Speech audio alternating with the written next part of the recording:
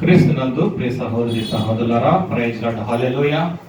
Shalom దర్శన ప్రార్థన సహవాసానికి కార్యక్రమానికి మిమ్మల్ని ఆహ్వానిస్తున్నాం. ప్రార్థన చేసుకుని ఈరోజు కార్యక్రమాన్ని ప్రారంభించుకుందాం. పరిశుద్ధుడ, ప్రేమల తండ్రి, కృపగల నాయన, దయగల తండ్రి, మీ నామానికి వందనాలు, స్తుతులు, స్తోత్రాలు. ఇప్పుడు వరకు మీరు ఎక్కువ చోట్ల భద్రపరిచినందుకు స్తోత్రాలు. నీ పక్షం నిలబడిన నీ దాసుడు అల్పుడు కనుక మీరు మాట్లాడుతుండగా సహాయం చేయమని యేసును బట్టి కూర్చున్నాం తండ్రి, ఆమేన్. ప్రియ సహోదరి సహోదరులారా, ఈరోజు అంశముగా అమాలేకుల మీద దేవుడు తన ప్రజలకు ఇచ్చిన జయము, యెహోవా నిస్సి. అమాలేకులు ఎవరు అనేది మనం గత వీడియోలో చూసాం, గత వీడియోలో మనము చూసాం. దాని పేరు ఏమన్నా ఉంటుందంటే ఆల్రెడీ మీకు అందుబాటులో ఉంది ఆ వీడియో. అమాలేకులు తమ చేతులను యెహోవా సింహాసనముకు విరోధముగా ఎత్తి ఓడిపోట అనే ఆ వీడియో మీరు చూసినట్లయితే మీకు ఆ భాగం అంతయు అర్థమవుతుంది. కొంత సమయం సరిపోక నేను దాన్ని క్లుప్తంగా ముగించవలసి వచ్చినది. దాని కంటిన్యూషన్ గానే మరలా ఈ వీడియో ఒక టైటిల్ ఏమిటంటే అమాలేకుల మీద దేవుడు తన ప్రజలకు ఇచ్చినటువంటి జయము, యెహోవా నిస్సి.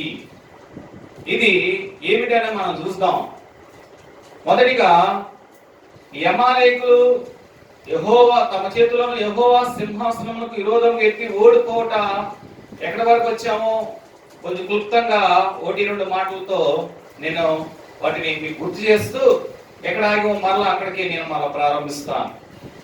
ఈ అమాలేకులు ఎవరు? ఏసేవు ఆ సంతానము వారు. ఏషావు సంతానం అంటే ఏషావు సంతానం.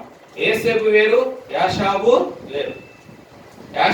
యాషావు ఏమో అబ్రహాముకు, ఇస్సాకుకు, అలాగే ఇస్సాకు కుమారుడైనటువంటి పెద్ద కుమారుడు యాషావు. యాకోబు తన తమ్ముడు. వారిద్దరి గురించి మనం నేర్చుకుంటూ ముందుకు వెళ్తున్నాం. ఏసేపు అనే ఆయన మటుకు నీతిమంతుడు. కొన్నిసార్లు నేను ఏసేపు కనుక ఇప్పుడు పలికానే నాకు తెలియదు, కానీ త్వరలో పొరపాటున ఒకవేళ పదాలు వచ్చేస్తుంటే, ఎందుకంటే ఆ ఒక పదమే తేడా ఉంటుంది కాబట్టి ఒప్పున ఎప్పుడైనా తొలిపోతుంటే క్షమించాలి. ఎందుకంటే ఏషాపుకును ఏసేపుకు చాలా వ్యత్యాసం ఉన్నది కాబట్టి ఈ విషయాన్ని మీరు గుర్తుపెట్టుకోవాలి. రెండోదిగా ఏసేపు ఎవరు అంటే ఒక పూట కూటి కోసము తన జ్యేష్ఠత్వాన్ని హక్కును అమ్మి వేసుకున్నటువంటి విశ్వాస భ్రష్టుడు, వ్యభిచారైన మీలో ఉండకుండా చూచుకున్నాడని అపోస్తలుడు పౌలు రోమా పత్రిక 12వ అధ్యాయం 16 వచనం 17 వచనాలు మనకి తెలియజేస్తాడు. మూడోదిగా ఈ అమాలేకులు ఎవరని చూస్తే ఇజ్రాయేలు ఐగుప్తు దేశం నుండి విడుదల పొంది బయటకు వచ్చినప్పుడు వీరికి ఎదురైన మొదటి శత్రువు ఈ అమాలేకీయులు. మూడోదిగా ఇజ్రాయెల్కి మొదటికి ఎదురైనటువంటి శత్రువులు. నాలుగోదిగా వీరు దేవునికి భయపడినటువంటి వారు. ఎవరండి వీళ్ళు? దేవునికి భయపడినటువంటి వారు. అందుకోసమనే ఐదోదిగా ఈ అమాలేకుల గురించి దేవుడు నిర్ణయము లేకపోతే తీర్పు ఏమై ఉన్నది? ఆకాశము క్రింద అమాలేకుల పేరును తుడిచిపెట్టటకు దేవుని నిర్ణయం అయి ఉన్నది. ఐదోదిగా. ఆరోదిగా ఈ అమాలేకులు నిర్మూలం చేయుటకు చేసే పనిని ఎవరికి అప్పగించాడంటే రాజు అయిన సౌలుకు అప్పగించాను. హల్లెలూయా. ఎవరికి అప్పగించాడండి? రాజు అయిన సౌలుకి అప్పగించాడు. ఈ రాజు అయిన సౌలు కొంత చేసి కొంత ఆగిపోవడం వలన మరలా ఈ అమాలేకులు ఎవరికైనా యుద్ధానికి రావాల్సి వచ్చింది.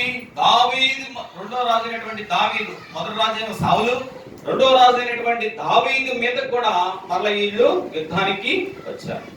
ఏడోదిగా అమాలేకు సిక్లాకు మీద పడి దానిని కాల్చివేట మనం చూస్తున్నాం. ఇక్కడ ఆగింది మొదటి వీడియో. హల్లెలూయా. ఈ సిక్లాకు మీద పడి అమాలేకులు ఏం చేశారంటే ఏడోది ఈ సిక్లాకు మీద పడి దానిని కాల్చి వేశారు. కొంత మనం అక్కడ నేర్చుకున్నాం. చూద్దాం. సమూయేలు మొదటి గ్రంథము 30వ అధ్యాయము 1వ వచనం నుంచి కొంత అక్కడ చూసినట్లయితే సమూయేలు మొదటి గ్రంథం చూద్దాం త్వరగా. 30వ అధ్యాయము చదువు ప్రసన్న. చదువు. దావీదు అతని జనమును మూడవ దినమందు సిక్లాగు మీదకు వచ్చిరి. అంతలో అమాలేకీయులు దండెత్తి దక్షిణ దేశము మీదను సిక్లాగు మీదను పడి కొట్టి దాన్ని తగలబెట్టిరి. చాలు. హల్లెలూయా. ఇవన్నీ మనం చూసేస్తాం గత వీడియోలో. ఆ వీడియో పేరు మీకు చెప్పా. అమాలేకీయులు తమ చేతులను యెహోవా సింహాసనముకు విరోధంగా ఎత్తి ఓడిపోయారని ఆ వీడియోలో మీరు చూస్తే, ఈ వీడియోకి ముందు ఉంటుంది ఆ వీడియో, మీరు చక్కగా చూడవచ్చు. అది చదివిన అది ముందు చూసిన తర్వాత మళ్ళీ ఈ వీడియో చూస్తే ఆ పూర్తి అవగాహన, పూర్తి యొక్క బయోగ్రాఫ్ అంతా మీకు అర్థమైపోతుంది, బయో స్టోరీ అంతా మీకు అర్థమైపోతుంది. కాబట్టి ఇప్పుడు సహోదరి సహోదరులారా, ఈ దావీదు ఎంత ఏడ్చాడంటే ఆ సిక్లకు మీద కాల్చబడినప్పుడు ఎంత ఏడ్చాడంటే ఏడవడానికి శక్తి లేనంత ఏడ్చాడట.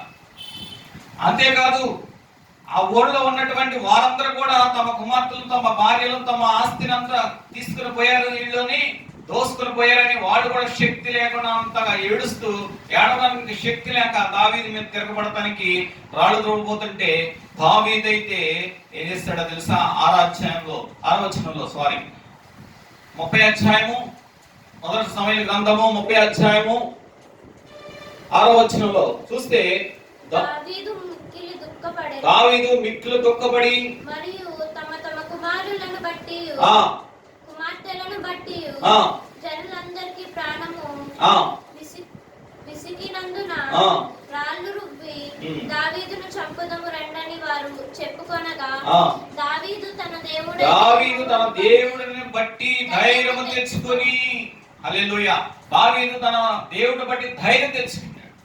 అందరైతే చూడండి మానసికంగా కుంగిపోయి దావీదు మీద తిరగబడాలనుకున్నారు. దావీదు అయితే తన దేవుడి పైన ధైర్యం తెచ్చుకుని, దాని దేవుడిని బట్టి ధైర్యం తెచ్చుకొని ఆయన ఒక ప్రవక్తను పిలిపించి, అక్కడికి యాజకుడిని పిలిపించి యెహోవా దగ్గర విచారించి నేను వెళ్ళొచ్చా వెళ్ళకూడదని అడిగి, ఇవన్నీ మీరు విన్నారు ఆ వీడియోలో. కనుక వెళ్ళొచ్చా వెళ్ళకూడదని అడిగి బయలుదేరి వెళ్తుండగా, కొంచెం దూరం వెళ్తుండగా ఒక రేవు వస్తుంది. ఆ రేవు దగ్గర ఇళ్ళు 600 మంది బయలుదేరుతుంటే మధ్యలో 200 మంది ఆగిపోతారు. 400 మంది రేవు దాటి వెళ్తుండగా ఐగుప్తుడి ఒకడు పొలంలో పడి ఉంటాడు. ఎవరంటే వాడు? ఐగుప్తుడి ఒకడు పొలంలో పడి ఉంటాడు, కాయలో పడి, అంటే అనారోగ్యంతో ఉండి అతడికి ఏమాత్రం తన యజమానుడు వైద్యం చేయించకుండా, తన యజమానుడు ఎవరంటే అమాలేకుల్లో ఒకడే తన యజమానుడు కూడా. కాబట్టి ఇప్పుడు సహోదరి సహోదరులారా, ఏమాత్రము కూడా దావీదుకి ఏమాత్రము కూడా ఈ మనుషులు ఏమి మిగిల్చలేదనుకుంటే మధ్యలో దేవుడు ఒక వ్యక్తికి దావీదుకి కనపరిచినట్టు కనపడుతుంది. ఇక్కడ ఆ పొలంలో పడినటువంటి ఆ వ్యక్తిని తీసుకుని వచ్చి ఆ వ్యక్తికి ఆహారం పెట్టి బలం ఇచ్చి ఆ వ్యక్తి దగ్గర ఒక మాట అడుగుతాడు దావీదు, నువ్వు ఎవడవు, నువ్వు ఏ దేశపు వాడవు అని అడగగా 11వ వచనం చదవమ్మా. దావీదు 15 చదివేస్తే ఆ దండును కలుసుకొనుటకై నీవు నాకు త్రోవ చూపుతావా అని దావీదు వాడిని అడగగా,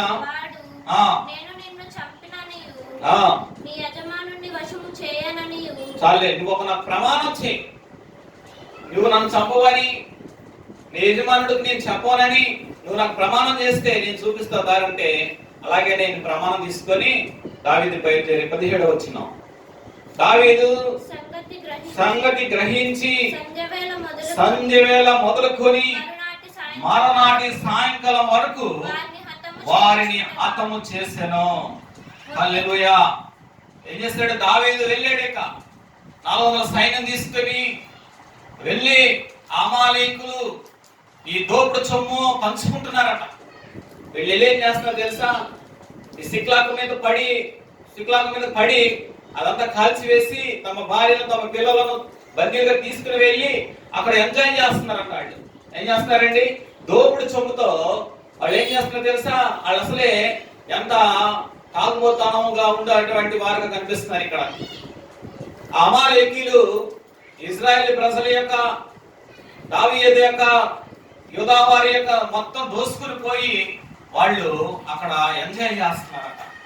అది దావీదు చూచి వాళ్ళ మీద పడి వాళ్ళని హతము చేసి, సహోదరి సహోదరులారా, ఆ దోపిడి సొమ్మంతయు ఏదైతే తన భార్యలను తన పిల్లలను ఎవరైతే ఉన్నారో వాళ్ళందరినీ విడిపించుకొని తన దేశానికి మరలా దీనికి ప్రయాణం అవుతున్నాడు. సహోదరి సహోదరులారా, చూడండి 18వ వచనం చదువు. ఇలాగును దావీదు అమాలేకీయులు దోచుకొని పోయిన వాటంతటిని తిరిగి తెచ్చుకొనెను. మరి అతడు తన ఇద్దరు భార్యలను రక్షించెను. కుమారులేమి కుమార్తెలేమి దోపుడు సొమ్మేమి వారు ఎత్తుకొని పోయిన దానంతటిలో కొద్దిదేమి గొప్పదేమి ఏదియు తక్కువ కాకుండా దావీదు సమస్తమును రక్షించెను. హల్లెలూయా. ఈ 17వ వచనంలో ఒక మాట ఏమంటదంటే, దావీదు ఆ సంగతి అంతా గ్రహించి వెళ్ళి, చదువమ్మా 17వ వచనం చదువు మరలా ఒకసారి. దావీదు సంగతిని గ్రహించి సంధ్య వేళ మొదలుకొని మరునాటి సాయంత్రం వరకు వారిని హతము చేసేగా ఒంటెల మీద ఎక్కి పారిపోయిన 400 యవ్వనులు తప్ప మరి ఎవరు తప్పించుకోలేదు. ఎంతమంది తప్పించుకున్నారంటే యవనస్తులు కాబట్టి వాళ్ళు, ఈ అమాలేకుల్లో కొంతమంది యవనస్తులు 400 మంది తప్పించుకుని వెళ్ళిపోయారు. కనుమ వాళ్ళందరినీ దావీదు హతము చేసుకుని తమ తమ భార్యలను పిల్లలను ఆస్తులను అందరిని తీసుకుని తమ దేశానికి బయలుదేరి దక్షిణ దేశానికి, యూదా దక్షిణ దేశానికి వచ్చేసాడు. సహోదరి సహోదరులారా, వస్తుండగా ఆ రేవు దగ్గర ఆగిపోయినటువంటి 200 మంది వాళ్ళు ఎదురయ్యారు. వాళ్ళు ఎదురైతే వాళ్ళకి ఆ భార్యలను తమ పిల్లలను అప్పగించేసిన తర్వాత అప్పగించేద్దాం అనుకున్నారు. తర్వాత వాళ్ళతో వెళ్ళిన 400 మంది ఒక వాదనం చేశారు దావీదు దగ్గర. ఏమని వాదనం చేశారంటే, అయ్యా ఈ పనికి మాలోళ్ళు వాళ్ళు, చూడండి, ఈ పనికి మాలోళ్ళు ఈ ఎందుకు యుద్ధానికి సన్నద్ధిగా లేకోకున్నటువంటి వాళ్ళు, బలహీనులు వీళ్ళు, ఈ 200 మంది ఆగిపోయిన వాళ్ళకి తమ భార్యలు తమ పిల్లలు తప్ప మరి ఏమి వాళ్ళకి ఇవ్వడానికి వీల్లేదని దావీదు దగ్గర చెప్తుంటే దావీదు ఒప్పుకోలా. ఎందుకు దావీదు ఒప్పుకోలేదంటే, దావీదు దేవుని నీతి కలిగిన వాడు. హల్లెలూయా. ఎందుకు ఒప్పుకోలేదండి? దావీదు దేవుని నీతి కలిగిన వాడు. ఎందుకంటే ఆయుధాలు మోసేవాడు ఎంత ప్రయాసపడతాడు, యుద్ధం చేసేవాడు ఎంత ప్రయాసపడతాడో ఆయుధాలు మోసేవాడు కూడా అంతే ప్రయాసపడతాడని ఒక నానుడి ఉంది. హల్లెలూయా.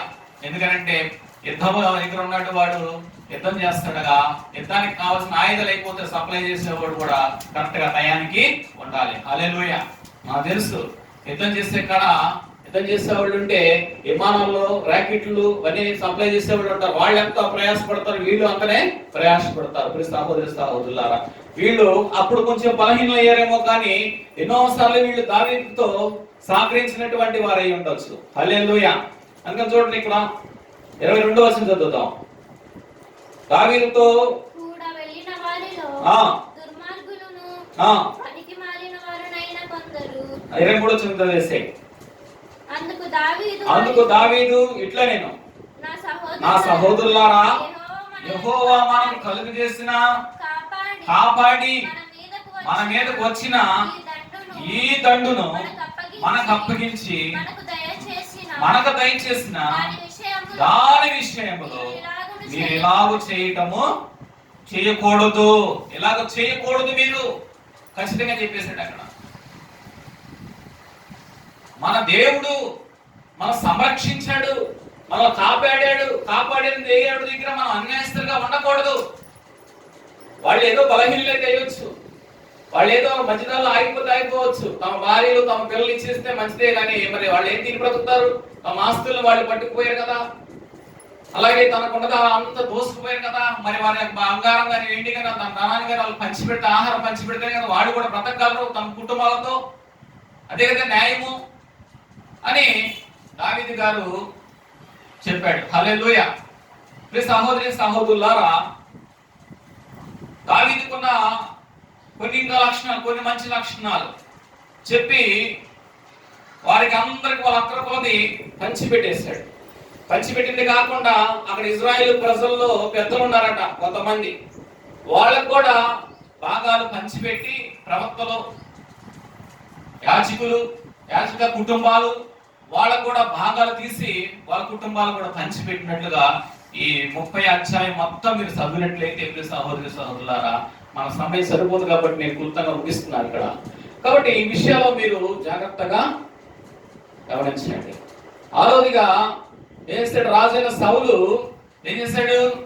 దేవుడు చెప్పిన పనిని సగం చేయడం వలన ఏడోదిగా ఆ అమాలేకులు సిక్లాగు మీద పడి దానిని కాల్చి వేస్తే దావీదు వెళ్ళి ఆ అమాలేకులను హతమార్చి దోసుకుపోయిన సొమ్మంతా తిరిగి తీసుకుని వచ్చి అందరికి పంచిపెట్టి అందరిని పరిపాలిస్తూ యూదా గోత్రములో రెండో రాజుగా, యూదా గోత్రంలో మొదటి రాజు ఈయన, ఇజ్రాయెల్కి రెండో రాజుగా ఈయన దావీదు గారి చరిత్రకారుడు. హల్లెలూయా. అంత గొప్ప మనసు కలిగినటువంటి వాడు మన ఈ దావీదు. హల్లెలూయా. దావీదు గురించి నేర్చుకోవాల్సినటువంటి 2 మాటలు చెప్పి ముగిస్తాను. దావీదైతే అన్యాయంగా ప్రవర్తిస్తానంటే ఒప్పుకోలేదు. దావీదైతే ఎవరికి తక్కువ చేస్తానంటే ఒప్పుకోలేదు. ఒకవేళ సైన్యంలో ఒకవేళ యుద్ధం చేయడానికి రాలేకపోయినా బలహీనలైన వాళ్ళని ఏం చేశాడు? వాళ్ళని బలపరిచి మరలా వాళ్ళకి తృప్తి కలిగించడానికి ఆహారం ఇచ్చాడు. అది అమాలేకులు మనం చూసాను ఎలా ఉన్నారు. ఒకడు అమాలేకుల దగ్గర పనిచేస్తుంటే, ఐగుప్తీయుడు పనిచేస్తుంటే దోచుకోవడానికి వచ్చినప్పుడు బాగానే తీసుకుని వెళ్ళారు, దోచుకోవడానికి వచ్చినప్పుడు బాగానే ఓడుకున్నారు. కానీ మధ్యదారిలో ఖాయిలా పడితే బలహీనుడైతే వాడిని అక్కడ వదిలిపెట్టేసి వెళ్ళిపోయాడు, తనంత తను వెళ్ళిపోయాడు. అమాలేకులో ఉన్న దుర్మార్గతనం అది. అందుకోసమని దేవుడు వాళ్ళ పేరు భూమి కింద తుడిచిపెట్టాలనుకుంటున్నాడు. హల్లెలూయా. సహోదరి సహోదరులారా, 8వదిగా యెహోవా అభిషేకించిన సౌలును చంపినది కూడా అమాలేకుల్లో ఒకడు. ఎవరండి ఈ అమాలేకులు? యెహోవా చేత అభిషేకించబడిన సౌలును కూడా చంపినది ఈ అమాలేకుల్లో ఒకడు. హల్లెలూయా. దావీదు సిక్లాగు మీద దండెత్రే వారిని హతమార్చి వచ్చి మళ్ళా సిక్లాగు యూదా దేశానికి వచ్చి దక్షిణ దేశానికి వచ్చి ఉండి అక్కడ ఈయన రెస్ట్ తీసుకుంటుండగా ఎంతలో ఒక వార్త మోసుకొని వస్తున్నాడు. ఒకడు నెత్తి మీద బూడిద పూసుకొని,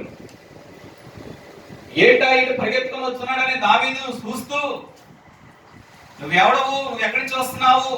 2 సమూయేలు 2 గ్రంథము 1వ అధ్యాయం.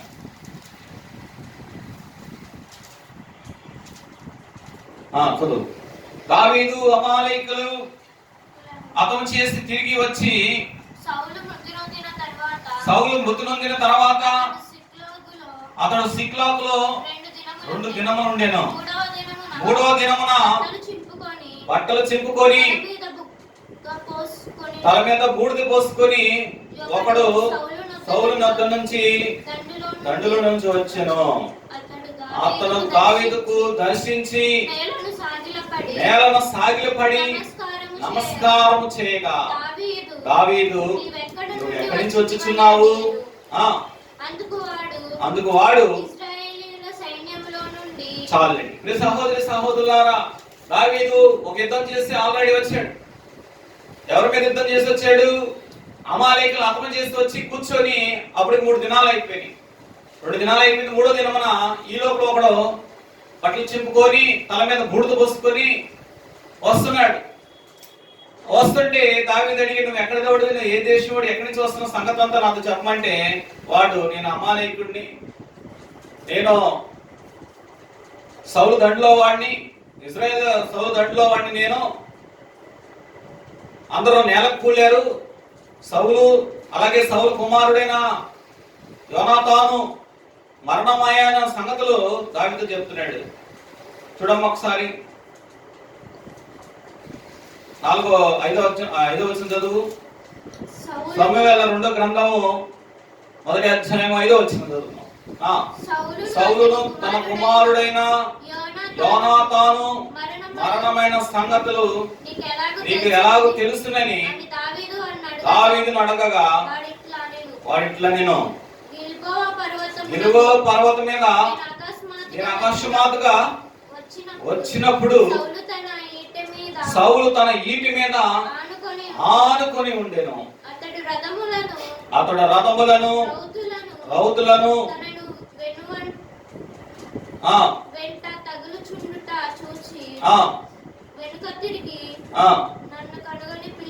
నన్ను కనుగొని పిలిచాను. నేను నీవెవడని అతడు నన్ను అడగగా నేను అమాలేకుడినని చెప్పి తిని, అతడు నా ప్రాణము ఇంకా నాలోనే ఉన్నది, తల త్రిప్పునందున నేను బహు బాధపడుచున్నాను. నీవు నా దగ్గర నిలవబడి నన్ను చంపమని సౌలు సెలవేగా అతడు బ్రతకడని నేను నిశ్చయించుకొని, హల్లెలూయా, చాలు. అతడు బ్రతకడని నిశ్చయించుకోవడానికి ఇతడెవడు? అసలు వాస్తవానికి అక్కడ జరిగిందని కాదు. జరగొచ్చు ఈ విషయం, అదంతా అమాలేకుడు చెప్పిందంతా కరెక్టే కావచ్చు. కానీ ఇక్కడ విషయం ఏంటంటే అసలు సౌలు ఈ అమాలేకుడు చంపక ముందే ఒక భయపడి ఒక తప్పటడిగేసాడు సౌలు. సమూయేలు 1వ గ్రంథం 37వ అధ్యాయంలో చూసినట్లయితే అసలు ఏం జరిగిందని మనం కొద్దిగా చూద్దాం క్లుప్తంగా. ఏం జరిగిందని మనం చూస్తే మనిషి ఓడిపోతానని ఒక భయము గెలుపుని దూరం చేస్తుందంట. హల్లెలూయా, ఈ మాట గుర్తుపెట్టుకోండి మీరు. సహోదరి సహోదరులారా, మనిషి జీవితంలో రాజైన, మంత్రి అయినా, సామాన్యుడైన, కుటుంబం యజమానుడైనా, నీ కుటుంబానికి నీవే రాజైనా, లేకపోతే నీ కుటుంబానికి నీవే అండగా ఉన్న అన్నవైనా తమ్ముడువైనా గుర్తుపెట్టుకోవాల్సిన మాట ఇది. హల్లెలూయా. మనిషి ఓడిపోతామన్న భయము ఏం చేస్తుందంటే గెలుపుని దూరం చేస్తుంది. హల్లెలూయా. అది మన సౌలు జీవితంలో, రాజైన సౌలు జీవితంలో స్పష్టంగా కనిపిస్తుంది. రాజు ఎవరి మీద యుద్ధానికి వెళ్ళాడు? 31వ అధ్యాయం మొదటి చదువుతాం. అందులో ఫిలిప్పీలు ఇజ్రాయేలుతో యుద్ధము చేయించుండగా ఇజ్రాయేలు ఫిలిప్పీలు ఎదుట నుండి పారిపోయి గిల్బోవ పర్వతం నుండి ఫిలిప్పీలు వాళ్ళ హతము చేస్తూ వచ్చిరి. సౌలు అతని కుమారులను తరుముచు యోనాతాను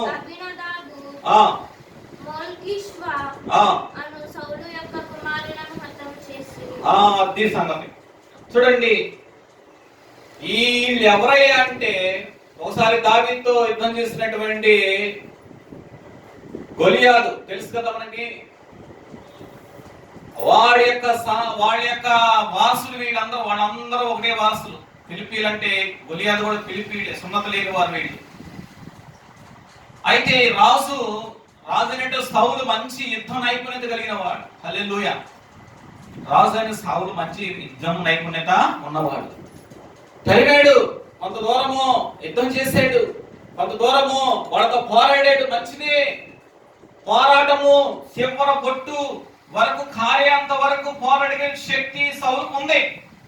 కానీ అతడు తన భయము చేత, ఓడిపోతామనే భయము చేత అతడు తన గెలుపును దూరపరచుకోవడం వలన తన కుమారుని పోగొట్టుకున్నాడు. యథార్థవంతుడైనటువంటి ఎవరండి? యోనాతాను పోగొట్టుకోగలిగాడు. ఎంత భయంకరం అది, ఎంత సందేహం. చూడండి, 4వ వచనం చదువుతాం. సున్నతి లేని వీరు వచ్చి నన్ను పొడిచి అపహాసము చేయనట్లు నీ కత్తి దూసి దాని చేత నన్ను పొడవమని తన ఆయుధాలు మోసవానితో చెప్పగా అతడు భయము చేత ఇలాగూ చేయలేదు. చూసారా, ఆయుధాలు మోసేవాడు చేయలేదు. ఎందుకు చేయలేదంటే అది రాజనీతి కాదు. యెహోవా అభిషేకించిన వాడిని చంపడానికి ఏమాత్రము కూడా ఇశ్రాయేలీయులు ముందుకు రారు. ఎందుకనంటే ప్రియ సహోదరి సహోదరులారా, ఆ దేవాతి దేవునికి భయపడతారు.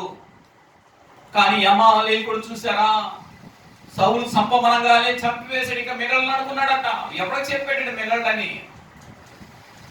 అప్పటికే ఇశ్రాయేల్ జనాంగంలోని కొంతమంది యుద్ధంలో పోరాడేవాడు కాకుండా ఇంకా మిగిలి ఉన్న వారు కూడా బయలుదేరారంట దండు రావడానికి, సౌలు దగ్గర సహాయం చేయడానికి. కానీ సౌలు తొందరపడ్డాడు. ఓ ప్రియ సహోదరి సహోదరుడా, నీ కుటుంబానికి నీవే రాసు. ఓ ప్రియ సహోదరి సహోదరి, ఈ కుటుంబానికి నీవే రాని. నువ్వు వేసే ఒక తప్పటడుగు అది పాతాళంలో తీసుకెళ్ళిపోతుంది. నువ్వు చేసే ఒక భయపడే ఒక నిర్ణయము నిన్ను ఓటానికి దారి తీస్తుంది. సౌలు చేసిన పని అదే. ఇక్కడ ఆ క్షణములో దేవాతి దేవుడిని యెహోవాని ప్రార్థించిన, లేకపోతే సహాయం కోరుకున్నా ఆయన సహాయం చేసేవాడే. ఎందుకంటే రాజుగా అభిషేకించింది ఆయనే కాబట్టి.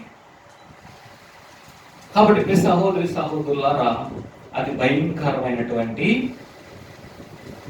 ఆ రాజు ఎవరో చంపపోతే ఆయనే ఒక కత్తి పెట్టి దాని మీద ఆనుకొని తానంత తానే పొడుచుకునేలకే దిగుపడిపోయేలకే సగ ప్రాణం పోయి సగ ప్రాణాల ఉంది. నేను ఇంకా ముందుకు వెళ్ళాలనుకుంటున్నాను, సమయం దొరకదు కాబట్టి. కాబట్టి సహోదరి సహోదరులారా, అక్కడ ఉన్నటువంటి వాడిని చంపమంటే ఆయుధాలు మోసేవాడిని చంపలేదు. ఇశ్రాయేలు దండులో ఉన్నవాడిని చంపలేదు. ఎప్పుడైతే రాజు అట్లా పొడుచుకున్నాడో ఆ దండులో ఉన్నవాడు కూడా అలాగే చేశాడంట. 5వ వచనం చదువమ్మా, 6వ వచనం చదువు.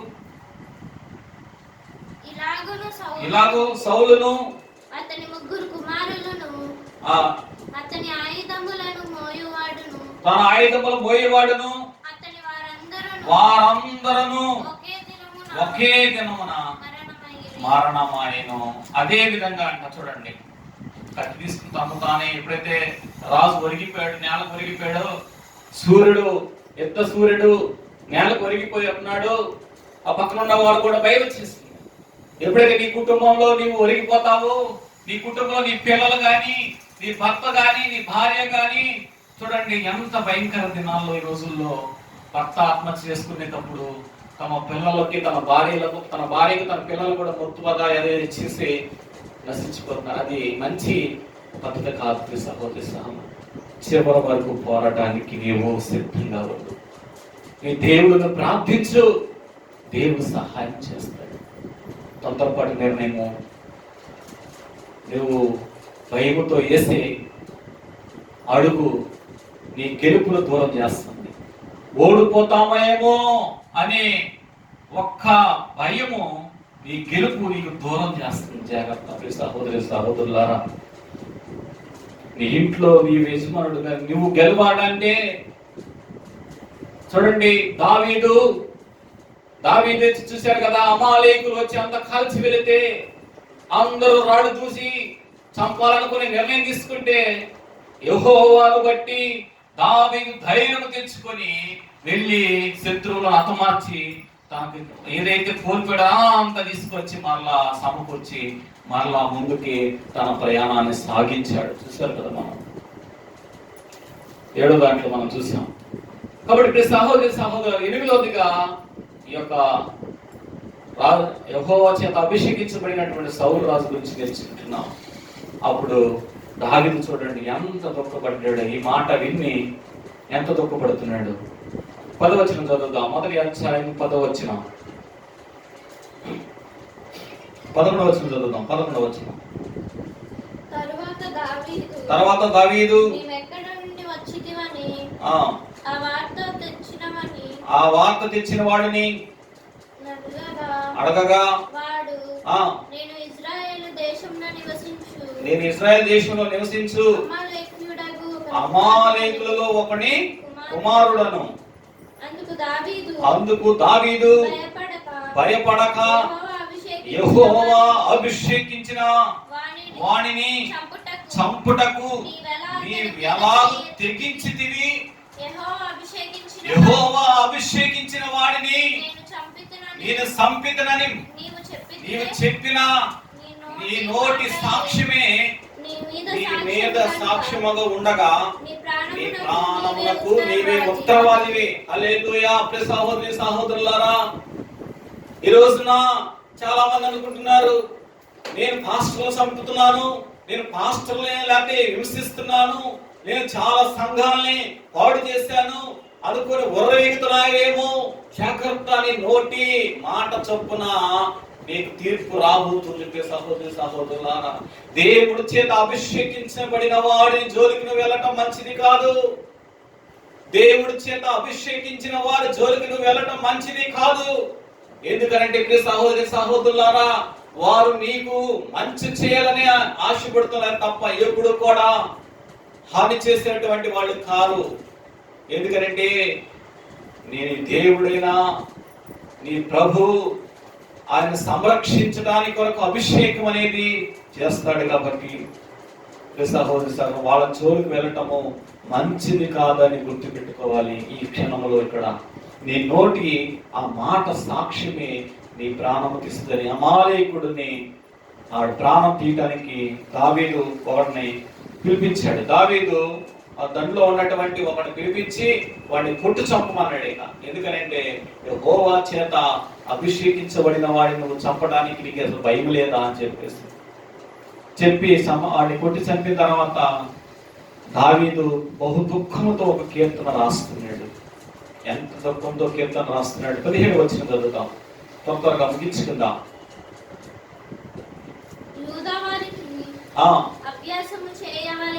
అభ్యాసం చేయవలెనని దావీదు సౌలును గూర్చియు అతని కుమారుడైన యోనాతానును గూర్చియు ధర్మగీతం ఒకటి చేసిన. హల్లెలూయా. ప్రియ సహోదరి సహోదరులారా, చాలు ఈ అధ్యాయం చదువుకోండి. మొదటి అధ్యాయం చదువుకోండి. సమూయేలు మొదటి గ్రంథం లాస్ట్ అధ్యాయాలు 2 అధ్యాయాలు. సమూయేలు 2వ గ్రంథం మొదటి అధ్యాయం మీరు చదువుకుంటే దీని గురించి ఇంప్రవేశం మీకు తెలిసిపోతుంది. 9వదిగా ఇక లాస్ట్ గా 9వదిగా రెఫాయీమ అను స్థలములో అమాలేకుల మీద దేవుడు తన ప్రజలకు ఇచ్చిన జయము, అదే యెహోవా నిస్సి. హల్లెలూయా. నిర్గమాకాండం తొందరగా చదువుతాం. 17వ అధ్యాయము నిర్గమాకాండము 17వ అధ్యాయము